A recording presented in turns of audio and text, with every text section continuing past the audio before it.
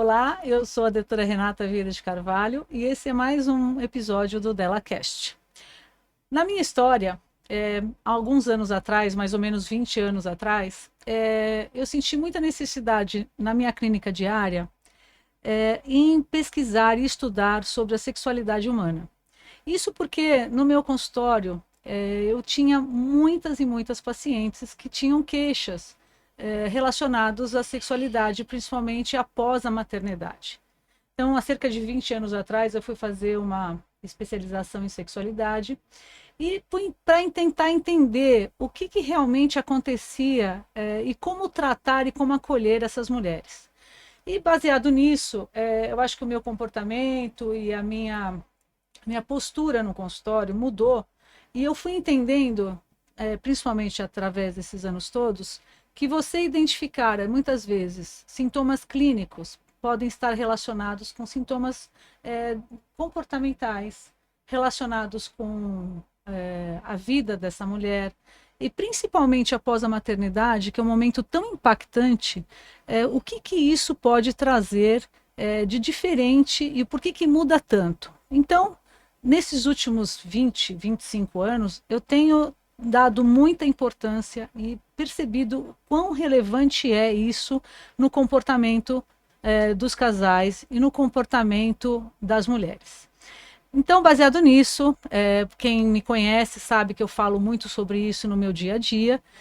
Hoje eu trouxe uma pessoa que é minha xará e minha amiga, né, que vai falar um pouco sobre terapia de casal, terapia da família, e nós vamos fazer um bate-papo sobre como que é esse processo de educação dessas crianças, como elas estão se comportando, tudo isso que permeia os relacionamentos familiares.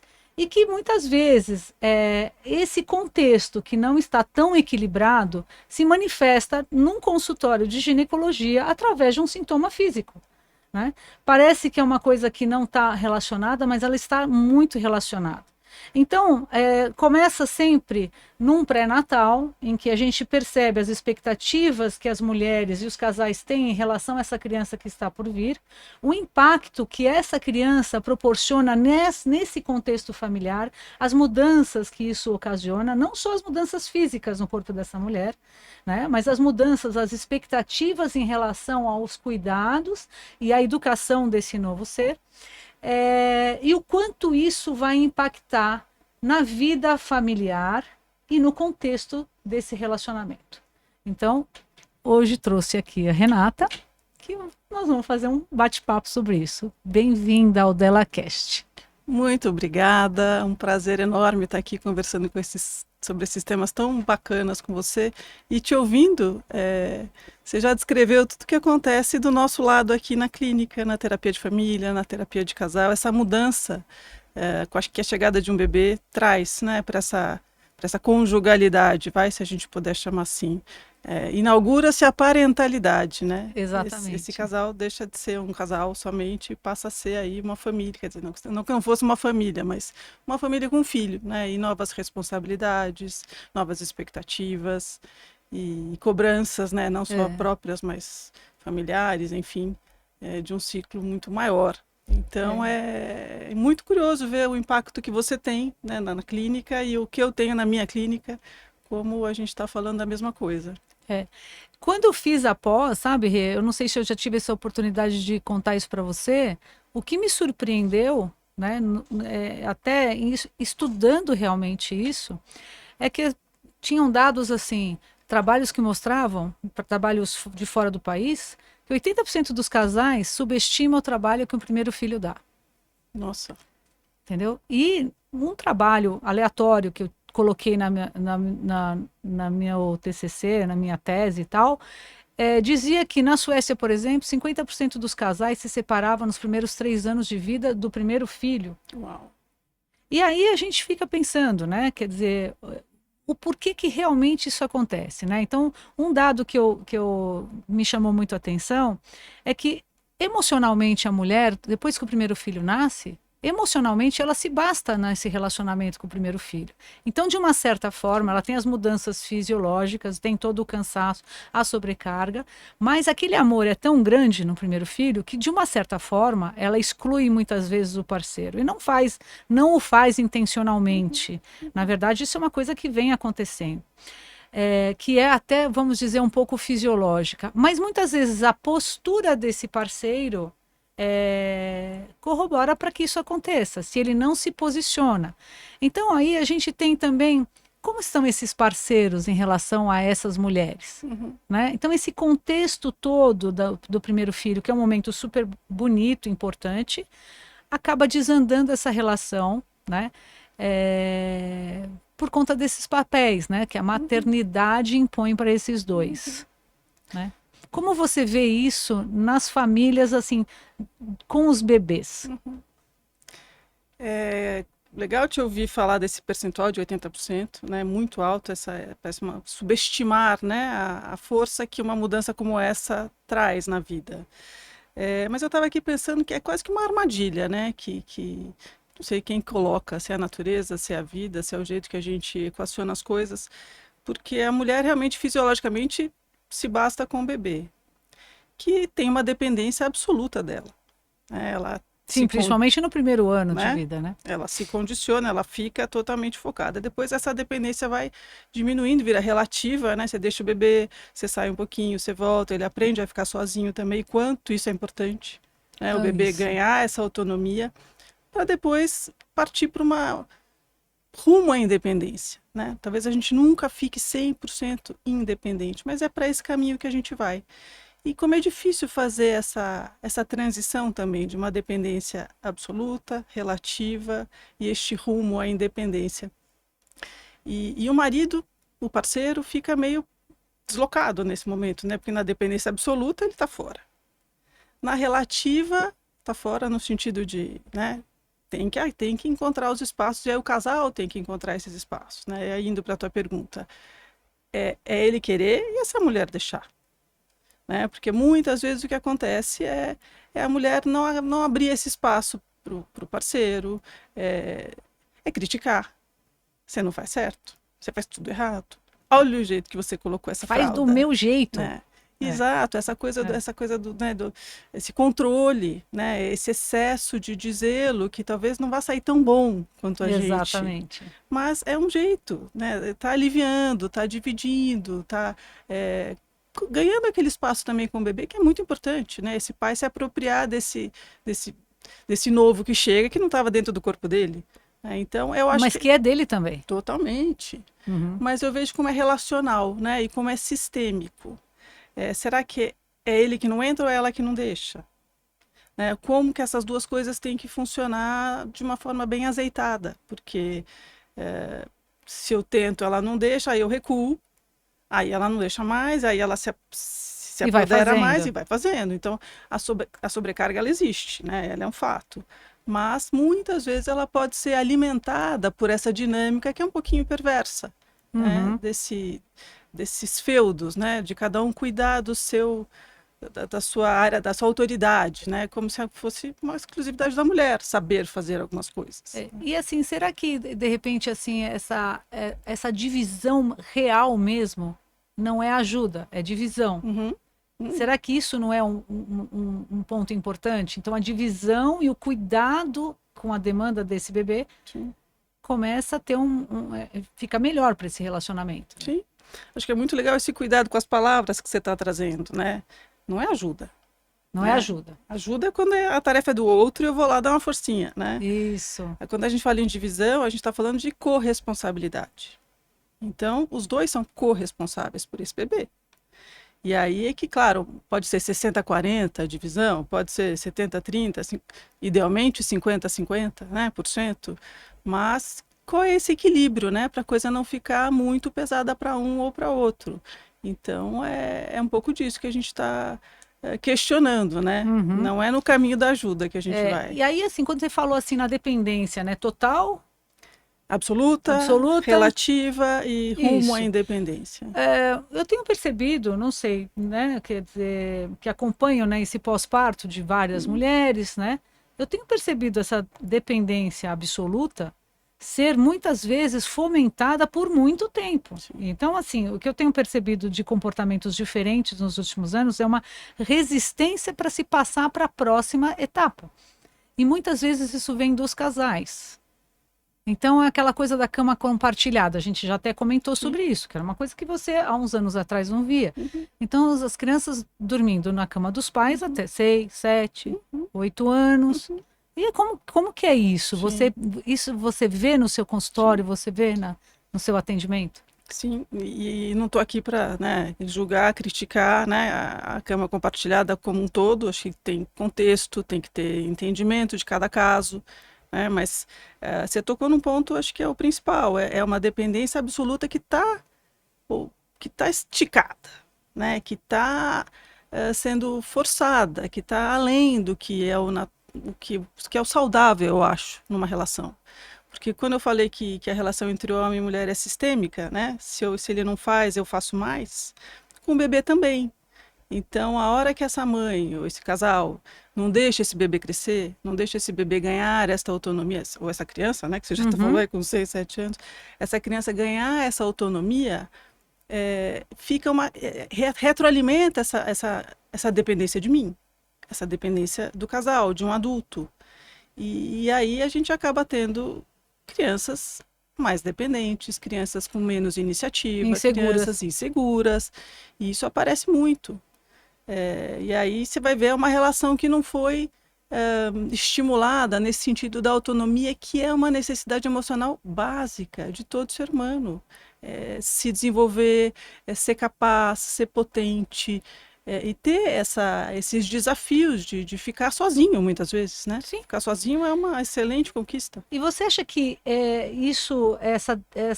esse postergar isso é por uma insegurança, muitas vezes, muito mais da mãe do que ou não? Então, depende também, né? Acho que essa palavra a gente vai usar muito aqui, mas pode ser um apego dessa mãe a essa relação que talvez com o marido já tenha se distanciado tanto que vou perder também o amor do meu filho, ou vou também deixar ele, né, me desconectar dele. Então acho que tem um lado da mãe, mas também tem um lado da criança, né? Que vamos combinar, são muito espertos, são muito sedutores, né? E é uma gostoso, gracinha, bonitinho, né? Vir dormir com a mamãe. Agora, a gente tem que falar esse não. A gente tem que reforçar os lugares na casa, os lugares não só os cômodos físicos, né? Mas esse lugar do casal, essa privacidade. Então, agora é a hora do casal namorar. Agora é a hora do papai e da mamãe dormirem aqui no quarto. Cada um tem o seu quarto.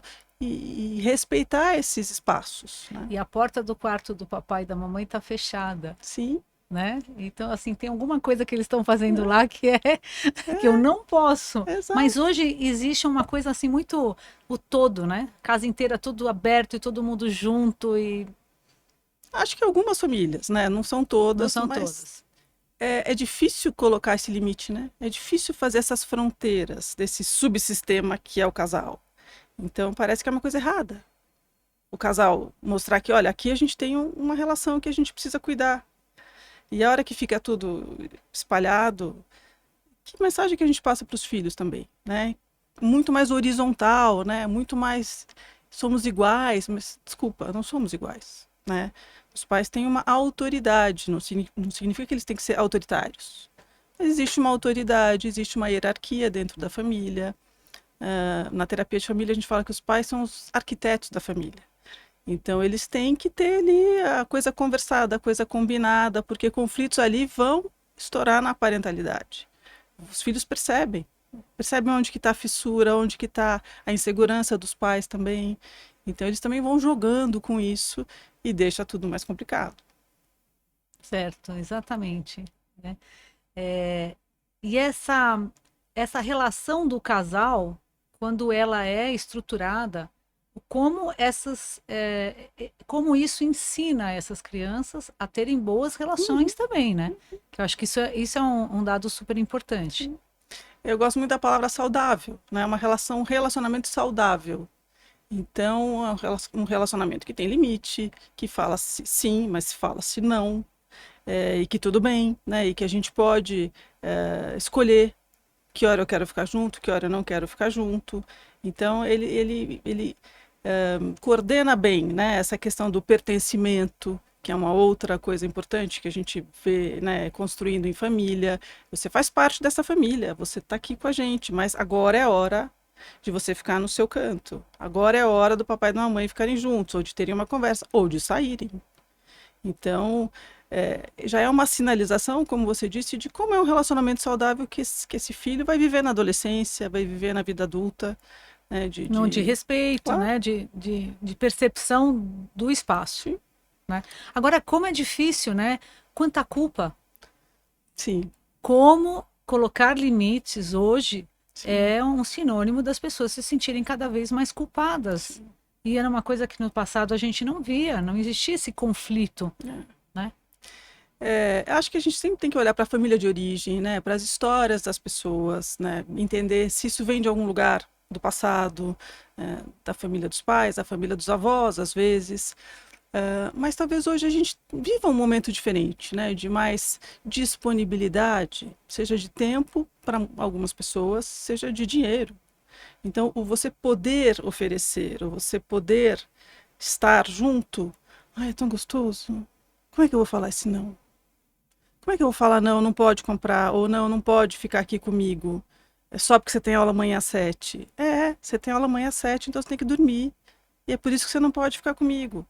Então é uma fluidez aí das coisas que vem junto com esse pacote, né? Não dá para a gente culpabilizar o casal ou privatizar esse conflito, né? A gente está falando de uma sociedade aí que está meio sem limite, né? Exatamente. Tá meio solta, tá meio sem referência.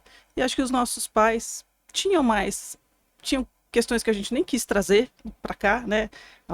Do autoritarismo, talvez o medo. Mas eles tinham, parece que um norte mais claro, né? Do que fazer. O certo era o certo, É, o errado era o errado. Eu acho que era uma é, coisa muito definida, né? Hoje é é, mais ou menos, não, certo mais ou menos, né? Eu acho que tem uma permissividade sim. nesses conceitos. Eu não sei se você compartilha dessa opinião, mas assim, a impressão que eu tenho é que no passado as famílias eram maiores, né? Porque você Uhum, tinha os primos, as primas, os tios e todo mundo convivia mais. Hoje é todo mundo mais isolado e muitas vezes o casal vai buscar essa orientação na rede. uhum, Entendeu? E aí começa, né? Começa aquela coisa de que eu vejo até, assim, desde o pré-natal, né? Milhares de ideias de glamorização desse parto, e até tive a oportunidade já de bater um papo no DelaCast sobre isso. Mas é isso, uma expectativa enorme em relação, né? Então, no pré-natal, uma expectativa enorme em relação ao parto, e aí vem, tipo, vida real, né? Então, bem-vindo à vida real, à vida das selvas, que é ter um bebê pequeno em casa que demanda muito, acorda um monte de vezes à noite. E aí eu vejo, por exemplo, assim, no semblante muitas vezes dessas mulheres do pós-parto, aquela exaustão, né? Quer dizer, tipo, nossa, ninguém me falou que era sim. assim. Eu falo, não, eu avisei, mas é que você não ouviu, né? Uhum. E então eu acho isso, essa falta, as famílias muitas vezes acolhiam dessa forma, e hoje a gente não tem mais tanto, tudo isso, né? Sim. É como se a gente tivesse ficado mais fechados, né, na nossa bolha, mas também respirando um ar de muita coisa boa, de muito sucesso, de muito Instagram, né, de É. muita tudo o lado bom da vida, né? Aham, aham, Porque no Instagram, por exemplo, não tem, né, a foto da dor, não tem a foto da bagunça, né? aham. Sempre me fez lembrar da minha irmã que teve filho antes de mim e eu liguei para ela depois e falei, e aí? Você não vai, não tem nada, não tem nada, gente, você não tem ideia, é muito, é inimaginável É, o estresse que é e ninguém nunca contou pra gente. né, Então exatamente. ela, Ou a gente também não presta atenção, mas acho que é isso. Agora, hoje tem muito isso, né? Eu não sei como você vê no seu dia a dia também, a expectativa em relação às crianças super, sim, hiper estimuladas, sim, entendeu? Querendo fazer, e os pais passando para essas crianças sim, milhares de atividades, de coisas, de, né? E assim, a criança não consegue nem saber o que é um tédio. sim. é uma sociedade da performance, né? E o quanto que o meu filho ser bem-sucedido diz sobre mim. Então, acho que, Ah, isso né, é. essa é uma dificuldade muito grande. Não é porque ele foi mal na escola que eu sou uma má mãe ou um mau pai. É uma dificuldade de ver esse filho, voltando até para o que a gente já falou aqui, como um ser autônomo, como uma pessoa que está escrevendo a própria história, que vai ter as dificuldades dele, que vai ter que passar pelas, tropeçar, passar por dificuldades, e quanto que a gente ou não admite ou não aceita, né, que o filho pense diferente, seja diferente, tropece diferente. Ou que ele não quer estudar naquela escola que eu tinha achado Claro, que era o melhor dos claro. mundos, né? Entendeu? E é engraçado como isso chega no consultório de gineco. É mesmo. Chega. E aí, como que chega muitas vezes, né? Chega com um sintoma que é físico, principalmente na área da sexualidade. Então, muito. A minha libido tá baixa. Eu Uhum. não sei o que está acontecendo, a minha libido tá baixa. E é assim, uma expectativa, muitas vezes, de que o ginecologista vai numa medicação mágica, pum, né? Uhum.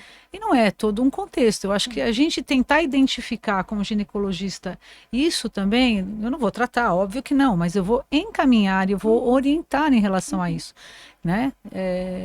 Desejo e maternidade, né? Uhum. Desejo do casal e a maternidade é um passo, um dado muito importante, né? Uhum. É possível recuperar? Claro que é possível, mas tem que passar por um contexto de que você tem que se repaginar nesse relacionamento, nessa vida familiar, né?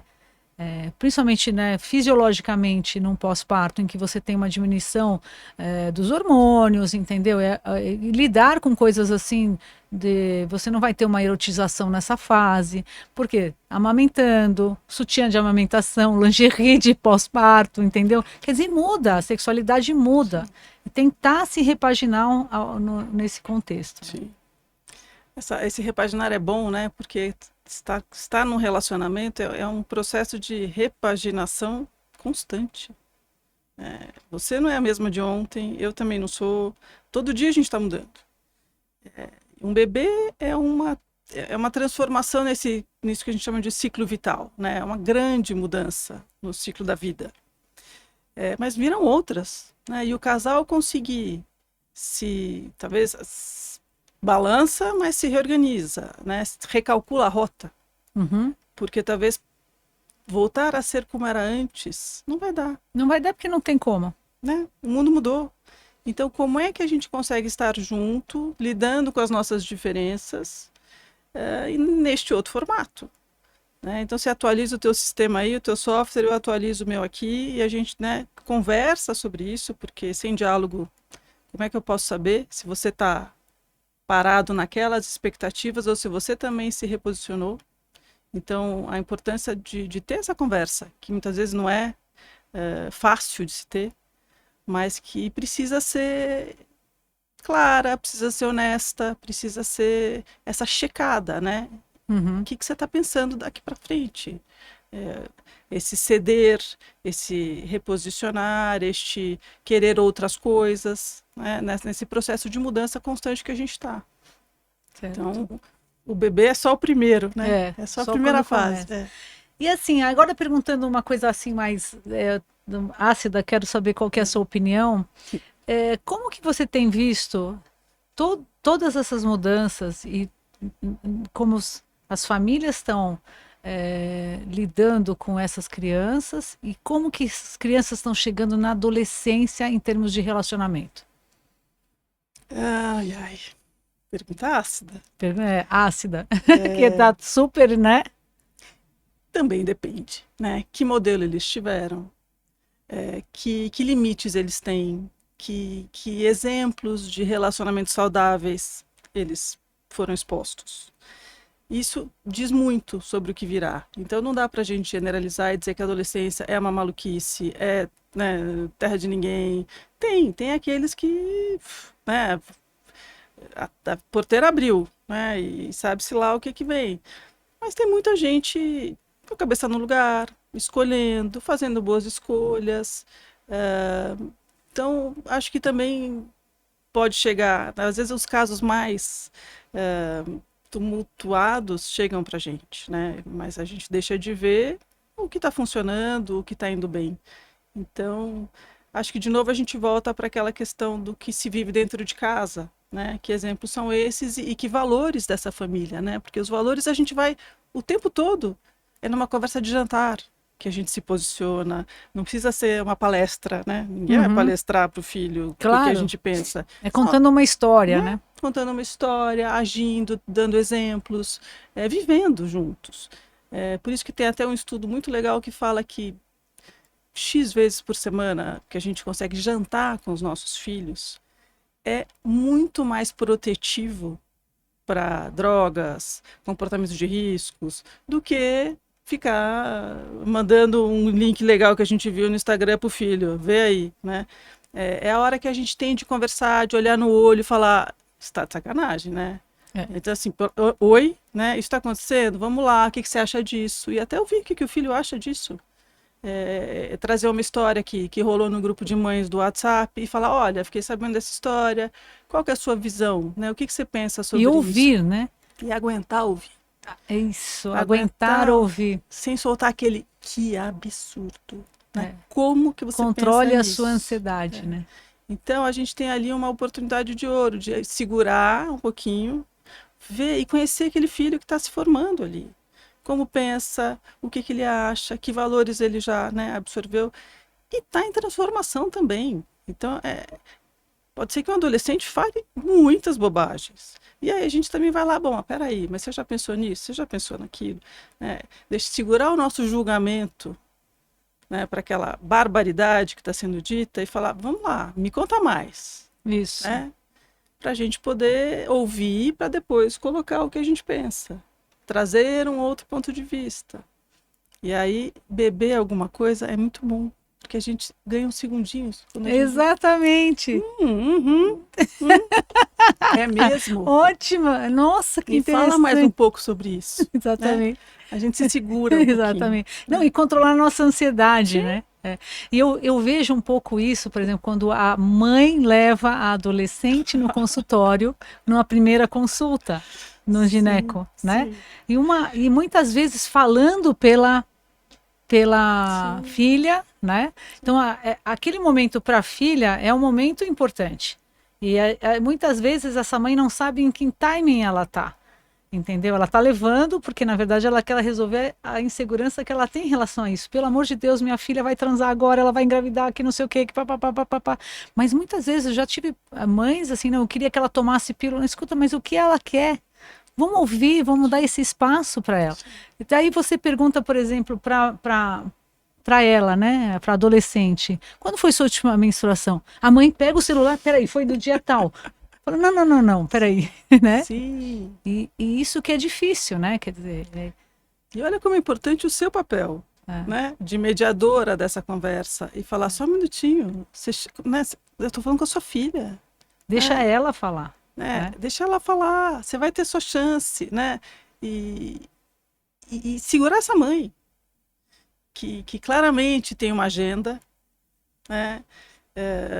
E como é que faz essa filha ir ganhando essa autonomia, ganhando essa voz. Isso, porque às vezes esse exercício de você promover a autonomia começa lá atrás, já nessa fase já de bebê, né? Totalmente. E a gente vê muitas mães extremamente controladoras, então. Sim. E aí, de novo, né, voltamos para o início da conversa. Controlou porque biologicamente era essa a função, controlou porque culturalmente esta era a função, né, das mulheres, controlou porque sistemicamente esse marido não entrou, esse parceiro não entrou, ou ela não deixou espaço para ele entrar.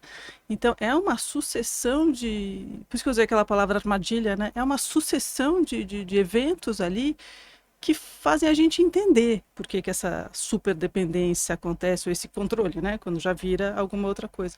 Mas alguém tem que chacoalhar isso aí, né? Alguém tem que lembrar que, oi, ela tem 15, 16, 18, né? É uma outra pessoa. É um outro ser humano que pode pensar diferente de você. Olha só, ela tem esse direito. E talvez ela não queira tomar pílula. ela tem o direito de pensar diferente. Olha que Exatamente. beleza. Né? Tem o direito e tá tudo bem. Ela não deixa de gostar de você. É. E aí, como é que equaciona essa preocupação da mãe com a vontade da filha? Né? Que também aí entra a sua especialidade, né? Tá bom, ela não quer tomar pílula, mas ela precisa se proteger. Sim, então vamos Né? conversar sobre isso. Qual é a sua expectativa? Mas É. eu vejo muito isso. Ou eu vejo adolescentes extremamente desenvoltas, né? Extremamente seguras, que vão, procuram e participam, vão numa consulta sozinha, se posicionam em relação a essa mãe. Mãe, você espera lá fora? E tudo bem. Ou da mãe que não deixa nem a filha falar. Né? E uma preocupação, né? Eu entendo, óbvio, com a sexualidade, né? A sexualidade feminina, ela sempre foi muito permeada também de culpas, de, enfim, de tudo aquilo que a gente já sabe. E eu lembro que, assim, na pós-graduação, uma coisa que me chamava a atenção, que era sempre assim, toda vez que você vai falar com a mulher sobre a transa, né? Então, a primeira, você vê lá o que você vai fazer, porque você pode pegar isso, você pode engravidar. Então, você ficava assim, gente, a gente só fala com as mulheres dessa forma, que transar é isso? E como assim? Não é por aí, calma. Né? Quer dizer, não quer dizer que você vai. O exercício, a gente só está aqui porque os nossos pais exerceram a sexualidade deles. É uma das coisas mais naturais que existe na humanidade. Então vamos tratar isso com naturalidade, sem culpa, né? E que importante esse papel dos pais, né? É. Poderem falar de um assunto que teoricamente é delicado, nem todo mundo se sente à vontade para falar disso com os filhos, mas que se a gente não fala, eles vão saber, eles vão atrás das informações. E aí, tá aí o Google, que não nos deixa mentir. E uma das coisas mais bacanas ou mais importantes de se ter conversa sobre educação sexual em casa é a gente poder, nós pais, podermos corrigir informações equivocadas. É a gente ser uma fonte mais confiável de informação, de trazer esse aporte do que é um relacionamento saudável. Hoje em dia, se a gente olhar, uma das maiores preocupações com os jovens é a pornografia digital. É o acesso à pornografia gratuita online, que eles vão ser impactados. A idade média, um dado da Europa, por uma criança ou um pré-adolescente acessar um conteúdo digital pornográfico é 11 anos de idade. Se é média, a gente pode calcular aí 3, né? 13 2 para cima, ou 9. né? Exato. Então, um menino de 9 anos que tem um celular sem controle parental, ou olhou o celular do amigo, pode entrar coisa ali. E aí, como é que você explica, como é que você desmistifica, como é que você fala, pera, o que você viu? Vamos conversar sobre o que você viu. Pode ter um impacto, uma descarga neurológica nessas crianças imensa. E se não existe esse canal de comunicação com os pais, quem que vai desconstruir isso? Quem que vai falar, pera, não é isso, não é sobre isso. Não é assim que não acontece. Não é assim que um relacionamento saudável funciona. Então a gente precisa estar perto, a gente precisa ter essa conversa.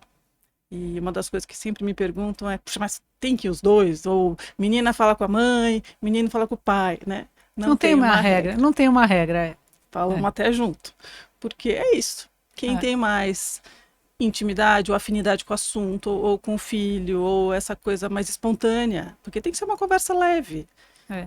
Tem que ser leve, porque se ela vem carregada, né, de uma tensão, já desperta também uma insegurança em relação, né, dessas crianças, né? Que é uma coisa que também se fala assim, não vou falar, porque não quero dar ideia. Vai ficar curioso. Né? Aí é que vai procurar. É lógico. Então, mas ele vai procurar. Ela vai procurar. Por quê? Porque é natural, é do ser humano, é da nossa natureza ser curioso. A pulsão é normal, né? Então, falar, dar informação é protetivo. Então, falar é bom. Tem também estudos que mostram que pais que falam, que conversam sobre sexualidade com os filhos, demora para eles começarem uma vida sexual. Isso retarda, tem estudo, exatamente. Né? O acesso à informação pode retardar em até 2 anos. É isso aí. Então, informação é proteção. A gente, claro, o jeito que a gente fala, né? Um jeito carregado de tabus, um jeito carregado de cobrança, de culpa, não ajuda muito. Mas essa coisa de olhar o outro lado, de ver que, olha, tem que ser bom para o homem e para a mulher. Não adianta você ir lá resolver, né, as suas questões e para outra, para o outro foi bom também, né? É uma troca, é uma parceria, é para fazer quando estiver muito bom. O que que isso significa? Dar esse passo, né? As coisas não são inconsequentes. Então, são conversas que já vão ali dando um pouco de paz para esse filho, né? De entender que, opa, não é né, esse oba-oba que muitas vezes os amigos podem estar estimulando ou vivendo. É uma expectativa de performance, né? Totalmente. Percebo bastante também isso, né? Nesse comportamento da sexualidade, é isso, né? Pouca conversa, muita expectativa da performance, né? Vem da pornografia digital, né? Da pornografia que é baseada nisso, numa cultura de performance, de super-heróis, de resultados que, oi, hello, não, sabe o super-homem que voa? Então, isso que você está vendo é filme, isso que você está vendo é ficção. Na vida real, não é assim que funciona. É trazer esses adolescentes para um senso de realidade que não é tão fácil assim, não é tanto assim, né? É tudo menos. Muito efeito especial. Exatamente. Nem tudo é, né, estética também, tudo. Sim. Engraçado, agora eu lembrei, né, a gente falando disso, lembrei de um caso de uma paciente jovem, 24 anos, e ela estava bem na época da pandemia, ela começou a ficar com um parceiro, eles viajavam todo final de semana, um pouquinho na pandemia, então eles ficavam só os dois e tal, e estavam juntos há uns 6 meses, mais ou menos, né? E aí ela teve uma questão, uma queixa de diminuição de libido, de dor, a relação. Eu comecei a conversar muito sobre essa relação com ela, né? Então, afastados devidamente os sintomas, as causas clínicas de que poderia ser. E o resumo era assim, ela estava com ele há 6 meses, então todos os finais de semana eles viajavam, eles iam para a praia, eles transavam, eles tinham um relacionamento legal. Só que o que pegava para ela não sabia o que eles eram.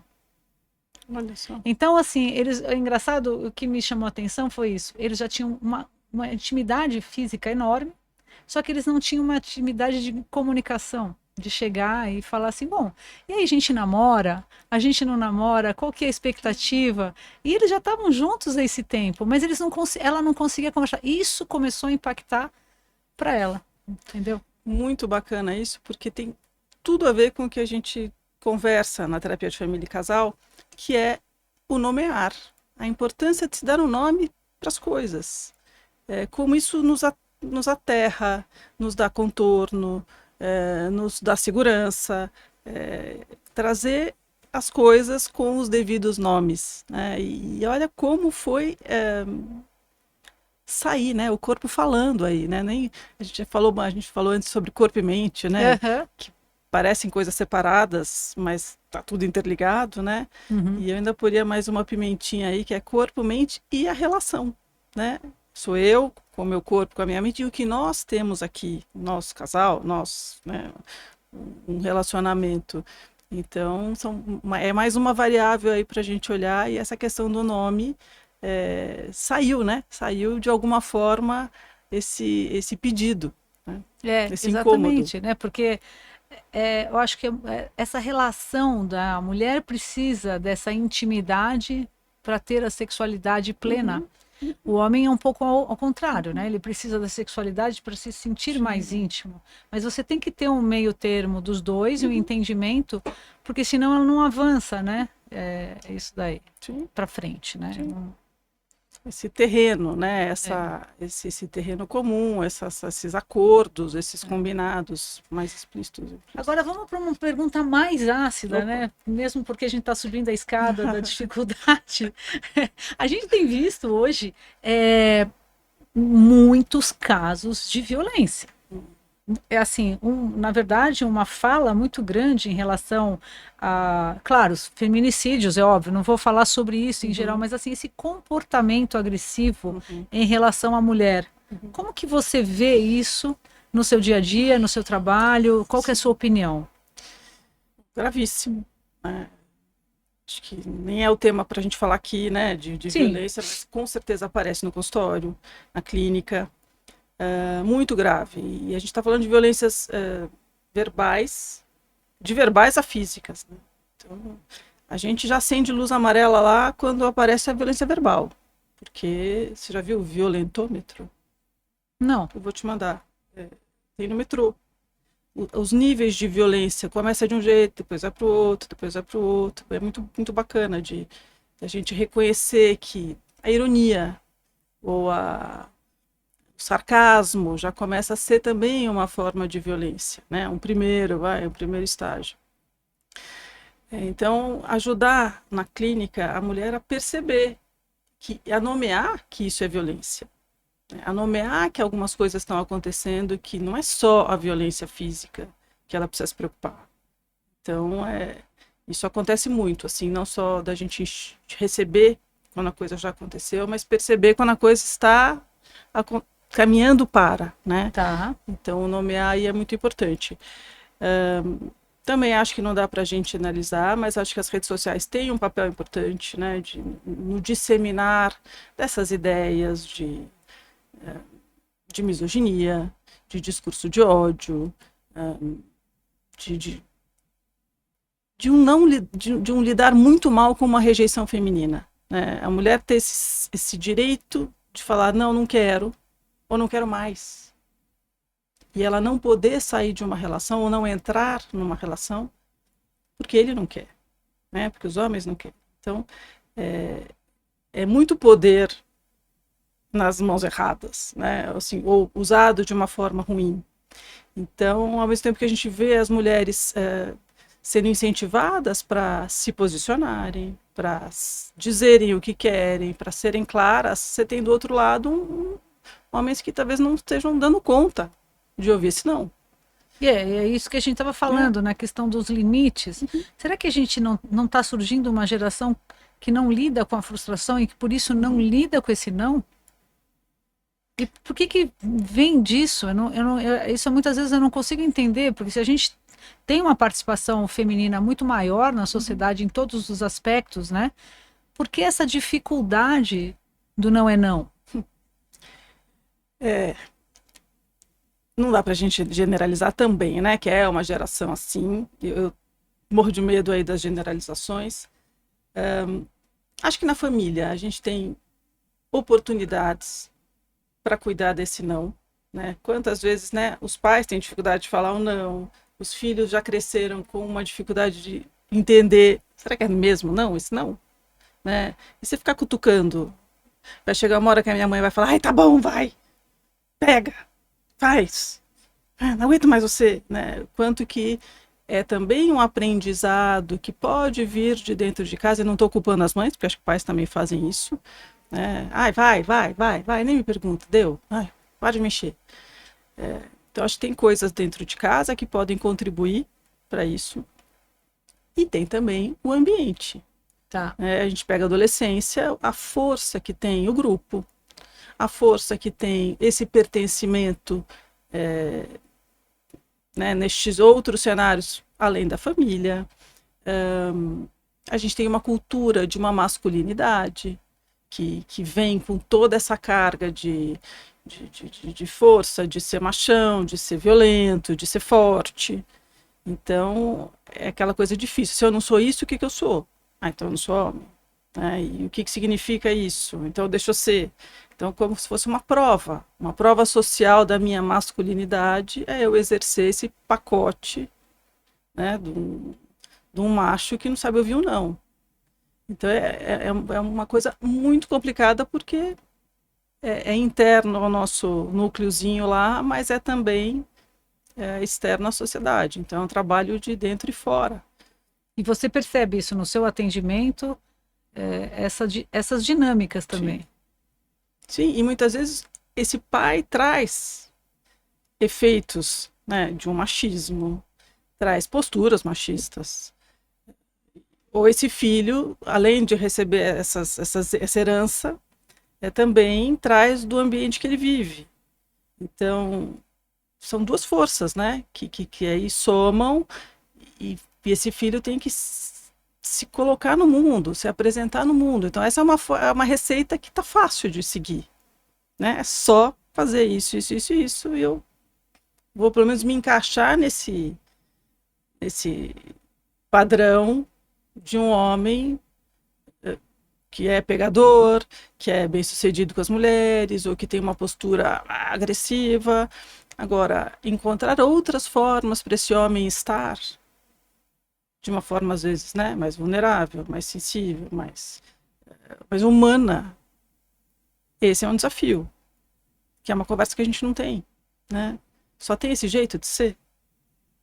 Ou você é fortão, com esse pacote tóxico, ou você é um homossexual. O que tem aí, né, nesse gradiente que você possa ter escuta, que você possa ter respeito, que você possa ter um espaço para conversa, você possa repensar as coisas que você pensa.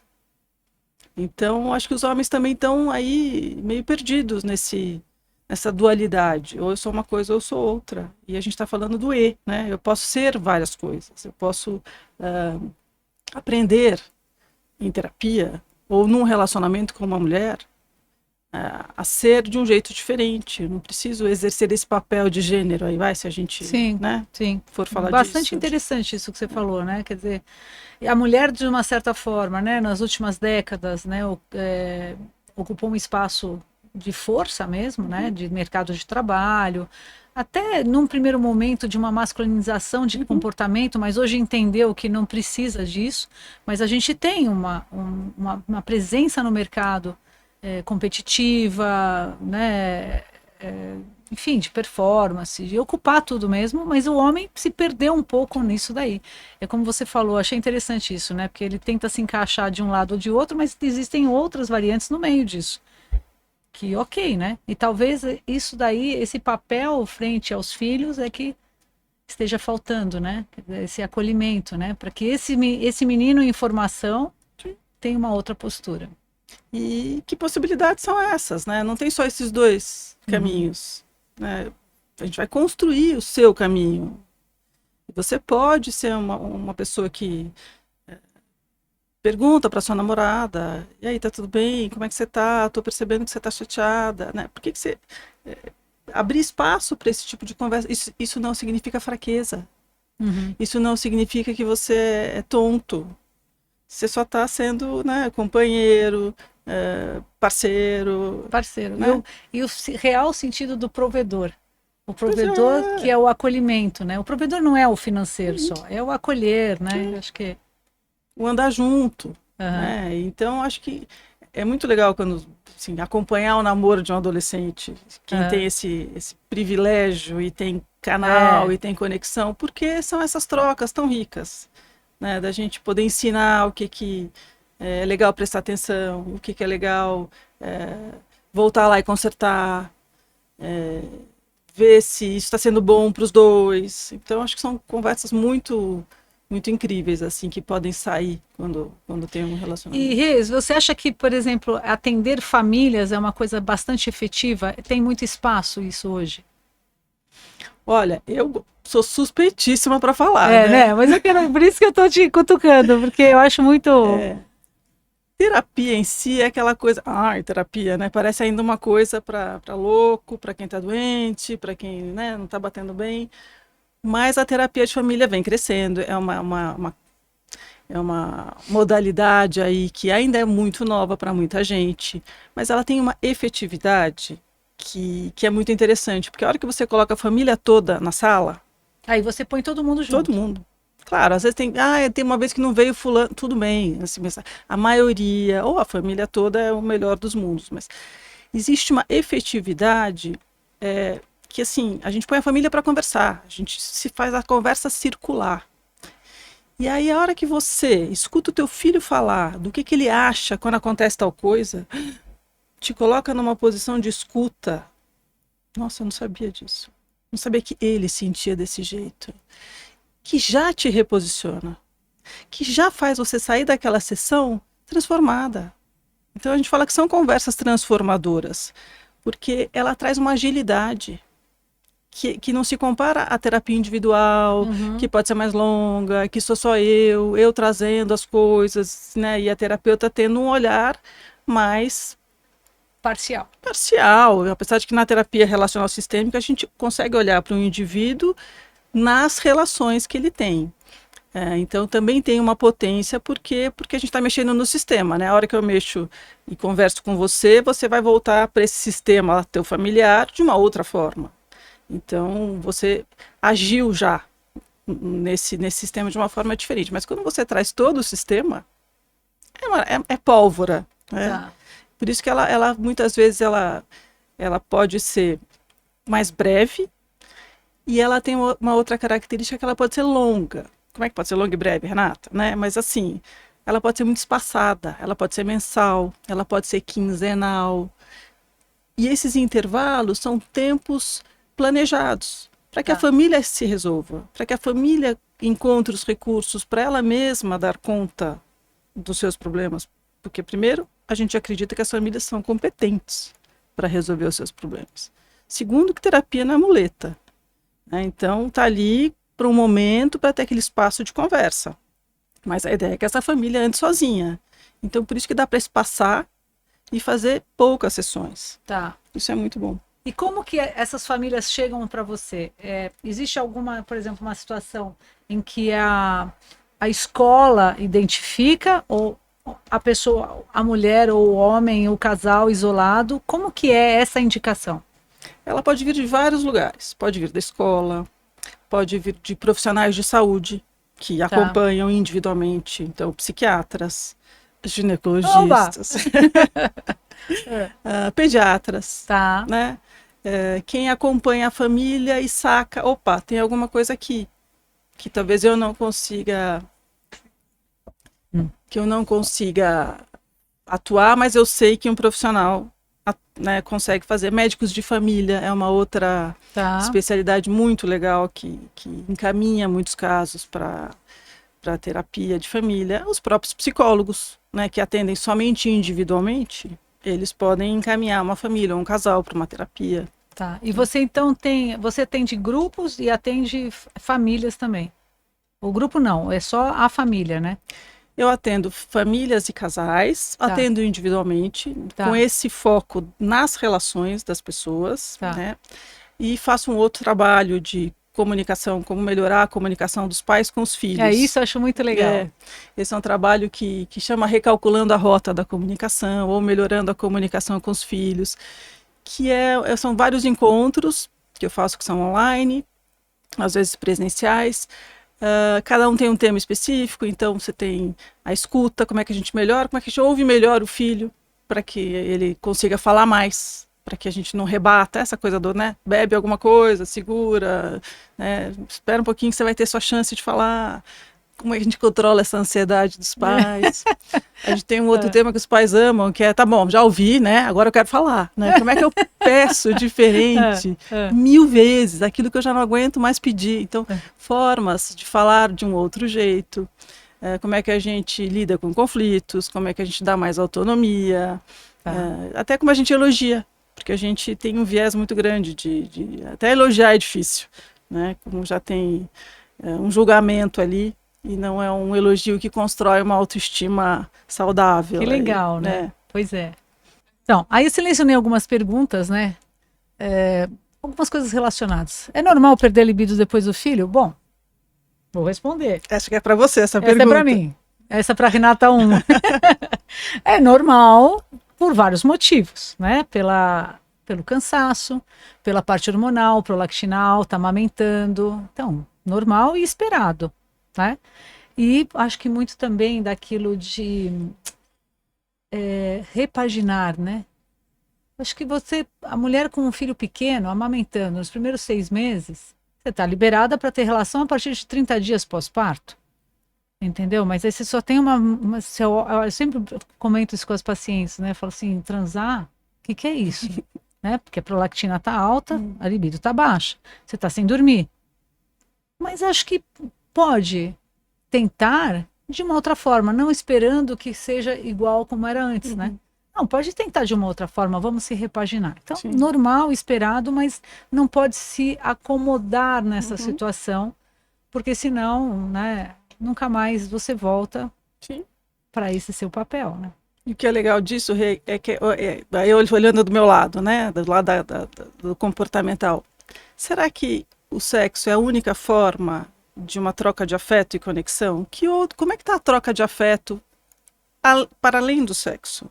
Exatamente. Porque se não está dando para transar, tá bom, mas dá para segurar na mão, dá para servir o prato, dá para levar o teu prato para a pia, dá para você lavar minha louça hoje, Pode deixar que eu faço né? isso para você. Deixar o café pronto na cafeteira, é só apertar o botão. Isso. Então, tem outras formas de demonstrar que tá tudo bem, que a gente tá junto, sem ser transando. Exatamente. Cuidar disso É também. aquela frase, né? Tipo, a transa não começa no quarto, né? Começa Total. no cuidado, né? Então não é ajudar, é dividir Sim. mesmo. E o dividir, eu acho que é uma forma de aumentar a libido Sim, muito grande, atitude, né? total. Falamos bastante dessa, né? Muito. Meu parceiro não ajuda, isso afeta o desejo. Sim, Sim. né? E não é ajuda ali, né? Vamos já. É a divisão. É a divisão, é a corresponsabilidade, né? Como a gente falou E aqui. como o casal, após a maternidade, começa a ter um olhar para o outro de qual é a postura do outro frente àquele filho. Porque até então, até o primeiro filho nascer, como você é em casa, às vezes você não para pensar nisso. Mas a hora que tem um filho, é como esse parceiro vai se comportar em relação ao seu filho também. Total. Entendeu? Como é este homem, ou como é essa mulher. Então, eu acho que isso afeta. Mudou o sistema. É. Entrou um terceiro elemento ali, né? E como é que esse sistema vai se reorganizar? E essas observações aí que você está pontuando. Sim. E aí, tem solução? Depende do que esse casal quer, né? Se esse casal está satisfeito e essa é uma solução que para eles funciona, para a terapia de casal a gente vai falar, ok, ninguém é obrigado a transar, ninguém é obrigado a estar... Mas desde que seja uma decisão bilateral, que estejam em paz com isso. Então a gente não tem uma regra, né? Vamos ticar se vocês estão, né? Mas vou dizer que nem sempre é bilateral, funciona. Exatamente. Né? Nem sempre é bilateral. Acho que aí é que vem o conflito. Eu acho que assim, quando está todo mundo bem, né? Não causa nenhum tipo de sofrimento a situação e de angústia, ok. É sobre isso? Não é normal. Agora, a dor pode advir também de uma situação, né, que lá no fundo quer dizer assim, eu não quero, Sim. eu não estou contente. Eu sempre também comento uma coisa, né? A mulher vai para transa com aquela bolsa grande, sabe aquela bolsa grande que tem da Vitor Hugo, enorme, desse tamanho, e ela leva tudo, né? Ela não resolve nada durante o dia, ela leva, ela começa a destilar na transa, né? Quer dizer, e ela muitas vezes se manifesta dessa forma, né? Então, a gente tira, na verdade, as causas orgânicas, né? Muitas vezes essas causas, vamos dizer, emocionais, pode ser emocionais, psicogênicas, né? Acho que é mais adequado. Podem estar relacionadas com aquilo que ela não está falando do relacionamento. Sim. E acho que também conversa com a relação não sexual, mas a relação do casal, né? Se tem alguma mágoa ali, se tem uma dor ali, alguma coisa mal resolvida, isso também vai. O corpo pode falar também de uma outra forma, né? Como você contou aqui. E já tive alguns casos assim também, de que a coisa não rolava porque era uma questão daquela dupla, fora da cama. Certo. E aí? E aí? Né? Não adianta o que a terapeuta quer. Né? Nem o que a terapeuta acha. Nem a terapeuta acha alguma coisa. Pode achar, mas que guarde para ela, Exatamente. Né? Então, assim, tem que ser bom para aqueles dois. Às vezes a gente vê casais e fala, nossa, não acredito que estão juntos, assim, mas tem alguma coisa ali que funciona para eles, ou que está satisfatória, ou que é isso. Que talvez para mim, eu gostaria de ter coisas diferentes. Mas quem sou eu? Exatamente. Né? Isso aí. Rê, super obrigada. Amei. Eu também amei. E agora eu quero que você dê todos os seus contatos. Tá bom. Pode falar. para nossa audiência, Gente, tá? é, E porque eu acho que isso é um tema É. super importante, acho que você é muito acolhedora, né? E tem muita família que, de repente, assim, num bate-papo, sim, né? sim, Vai melhorar tanto a qualidade de vida de sim, todo mundo, de toda essa família. sim. Que bom poder estar aqui falando um pouquinho mais da terapia de família, da terapia de casal, tirar esse estigma, né, de, ai, não é terapia. Eu tenho um Instagram que eu não sou tão ativa, acho que eu já fui mais, mas acho que eu estou aprendendo a lidar também com essa distância desse mundo virtual, mas que é renatapl.escutability, que é a Que é marca ótimo. que eu criei para falar sobre sistemas de escuta, de comunicação. Tem ali, né, um direct, que é um jeito fácil de chegar. Tem um celular, que é o que está nas redes, que é o 11 988 61 7105. E terapia também, acho que uma coisa importante de falar é que às vezes, ai, nossa, coisa cara, né? É sempre conversado com o que a família pode pagar, é sempre conversado com as possibilidades. Então, tem aí uma coisa que também precisa ser desconstruída, essa coisa inacessível e acho que um desejo meu de aproximar as famílias da terapia, porque, como você disse, tem tanto potencial, tem tanta forma, né, de poder ajudar, e às vezes é um pouquinho mais de informação, um pouquinho mais de colocar essa família para se falar, esse casal para se falar, que muitas vezes só falam em terapia, né, usa a sessão para falar. Então, fico aqui à disposição das suas pacientes para a gente continuar essa conversa ótima. Muito obrigada, viu? Foi Eu muito que legal. agradeço. Muito bom. Então, esse foi mais um episódio do DelaCast. Agradeço a Renata, a presença dela. E aguarde o próximo episódio.